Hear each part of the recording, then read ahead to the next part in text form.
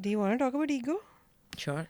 Um, so when I speak about ego, especially with my clients, the basics to explain to them is like it feels like a protector. Mm-hmm. It's like a bodyguard that's protecting you in Mm. this moment, protecting you from whatever beliefs you've been raised with whatever conditions that you've been raised with. So it's like a protector, but it feels like AI.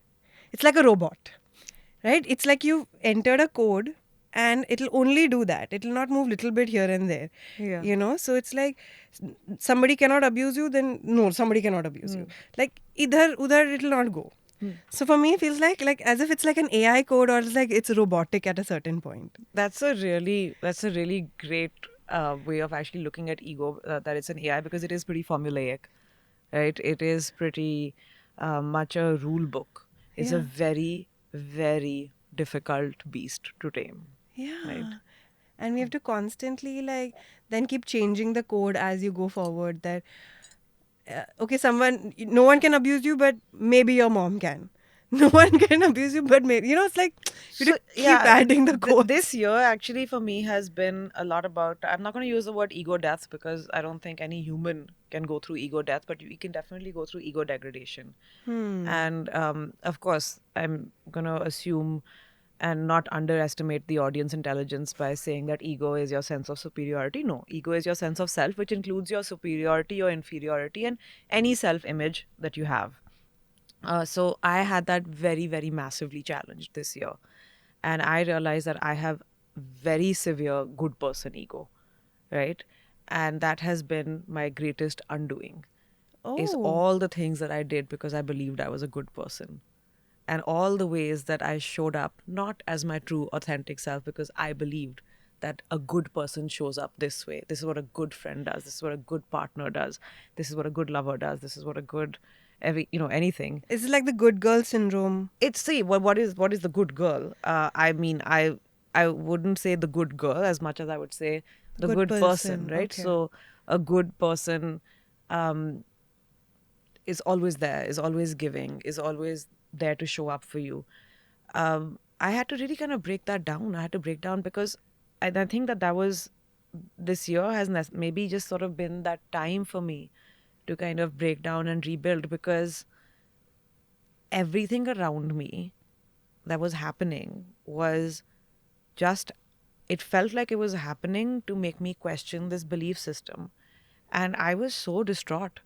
I was so distraught. I couldn't, like, there was a month of February this year where everything around me was breaking down and I couldn't understand it. And I realized that it was in a way not happening to me as much as it was happening for me, Oh, right? okay. Where certain friendships, certain relationships, all of these things were just going against the grain of what I believed they should be. And my entire sense of what should happen came from me in the center of the situation. Well, I'm this sort of friend. Well, I showed up from you this way. I've done this. So this should not be happening to me. That But was the ego? yeah, and I realized this that, when we talk about unconditional love, right? If I say that I love you unconditionally and therefore you should love me back unconditionally, that's a fucking condition. That's the That's a expectation. condition. If I'm loving you unconditionally and expecting you to love me back unconditionally, I have just put a condition out there. There is no such thing. Oh my That god. doesn't work, right? So you can't tout this flag of unconditional love and then cry that you didn't get it back, Yeah, that's you insane. know? And said so simply and so beautifully. Please listen to that. Oh my god, I love it. Okay, so yes, and in what place did that ego break or rebuild in a way? Well, I suppose so. I have a few friends Hmm. who are a bit younger than me, Okay. and they were sort of a couple of them like new in the city, kind of, and I know what it's like to be very young and very new in Bombay, and I know that you need to feel protected. Yeah. So I went out of my way, especially like, the ones who were girls. I went out of my way. I felt very protective. So I went out of my way to do that, in kind of like trying to, not to play like some kind of big sister, but just to make sure that in a world where you feel consistently unsafe in this industry, in this city, that there could be a space that they felt safe, which doesn't mean that I'm like, here, come to me all the time. It's just that when you're with me, you should feel that Safe. somebody's looking out for you.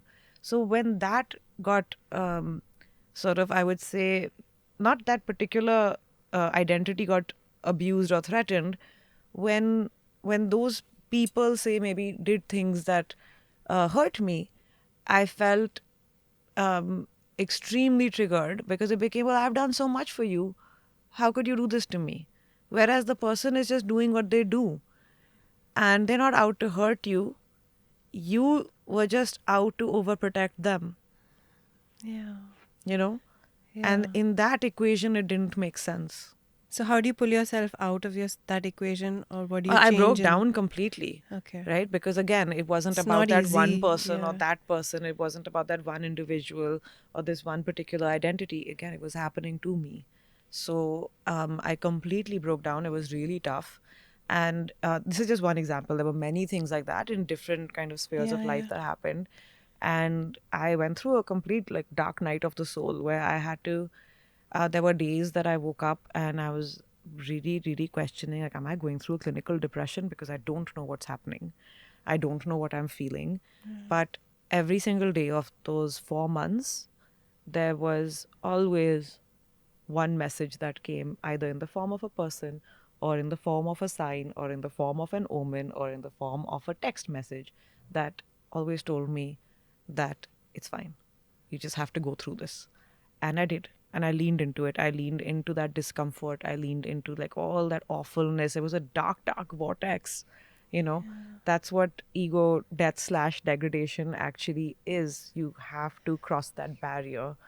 And I don't think that, I think that the light on the other side of the tunnel is not there right away. You Yeah. still have to walk the length of the tunnel.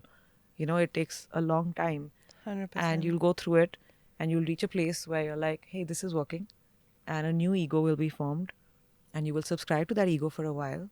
And if you are the kind of person who likes to grow and expand and is curious, you will go through this again.